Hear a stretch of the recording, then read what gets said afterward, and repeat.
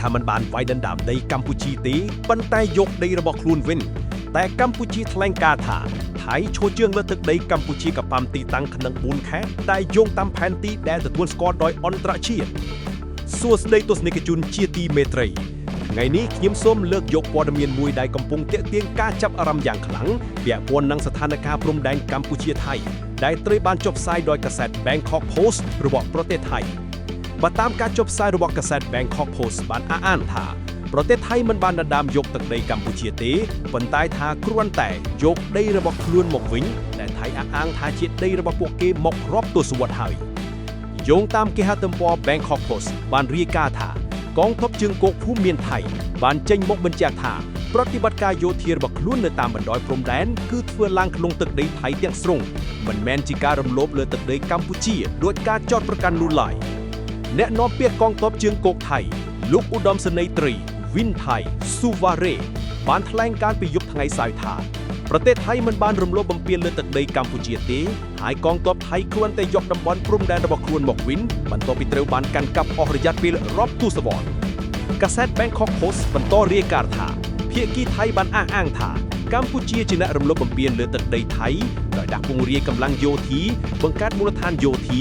មានការគាំទ្រសាងសង់ផ្ទះសម្បែងនិងបង្កើតសហគមន៍ស៊ីវិលនៅក្នុងតំបន់ដែលថៃអះអាងថាជាដីរបស់ពួកគេ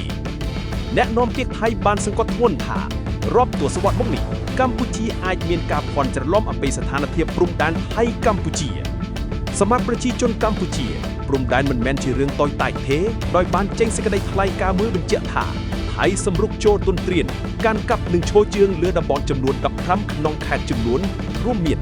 ខេត្តបន្ទាយមានជ័យភូមិព្រៃច័ន្ទភូមិជោគជ័យភូមិបឹងត្រកួនខេត្តពោធិ៍សាត់តំបន់ភ្លុកដំរីច្រកអន្តរជាតិថ្មដាច្រកជ័យជំនះខេត្តព្រះវិហារតំបន់អានសេះតំបន់តាថាយតំបន់ភ្នំទ្រួបខេត្តឧត្តរមានជ័យតំបន់អូស្មាច់ប្រាសាទខ្នាប្រាសាទតាមុនធំតំបន់ជួបអង្គុញនិងតំបន់ជោគ្រោះ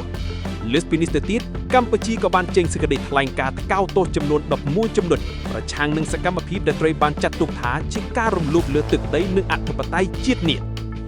ស្ថានភាពនេះបានធ្វើឲ្យប្រជាជនកម្ពុជាមានការព្រួយបារម្ភយ៉ាងខ្លាំងព្រោះក្នុងខណៈដែលកម្ពុជាមានផែនទីច្បាស់លាស់ដែលទទួលស្គាល់ដោយអន្តរជាតិប៉ុន្តែក៏នៅតែមានការឈរជើងយោធានៅលើដីកម្ពុជាចំនួន15តំបន់ចុងក្រោយនេះសំណួរដែលប្រជាជនកំពុងចង់ដឹងគឺភាពចម្រងចម្រាវនេះនឹងត្រូវដោះស្រាយដោយវិធីណាតើការចរចាតាមផ្លូវការនឹងអាចនាំទៅរកសន្តិភាពនិងការគោរពព្រំដែនបានដែរឬទេខ្ញុំនឹងបន្តតាមដានព័ត៌មាននេះនិងនាំមកជូនបងប្អូនទស្សនិកជនបន្តទៀតនៅពេលមានការវិវត្តថ្មីៗសូមអរគុណសម្រាប់ការតាមដានសូមចុច like share និង follow ដើម្បីទទួលបានព័ត៌មានថ្មីៗពាក់ព័ន្ធនឹងស្ថានភាពជាតិនិងសន្តិភាព